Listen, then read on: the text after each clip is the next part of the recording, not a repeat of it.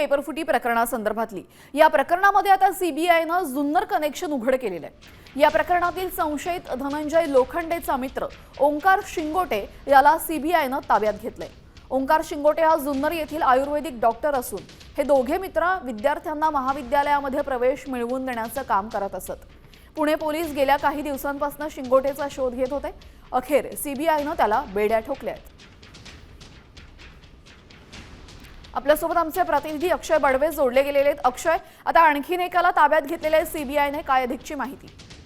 निश्चित आपण बघू शकतो की या प्रकरणी धनंजय लोखंडेचा मित्र ओंकार शिंगोटे याचं नाव जे आहे ते आता तपासातून समोर आलेलं आहे।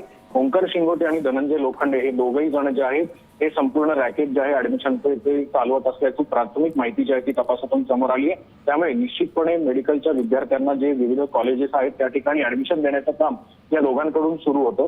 त्यामुळे आता नेमकं कुठल्या विद्यार्थ्यांना यांनी किती रुपयांमध्ये ऍडमिशन दिले आहेत त्याचा शोध जो आहे तो सध्या सीबीआय कडनं सुरू असल्याचं आपल्याला पाहायला मिळतंय। जी, धन्यवाद अक्षय, आपण दिलेल्या सविस्तर माहितीसाठी। आपण पाहतो धनंजय लोखंडेचा मित्र आता सीबीआयच्या ताब्यात आहे। आता त्याच्याकडनं काय वेगळी माहिती आणि रॅकेट उघड होतं हे पाहणं महत्त्वाचं ठरणार आहे।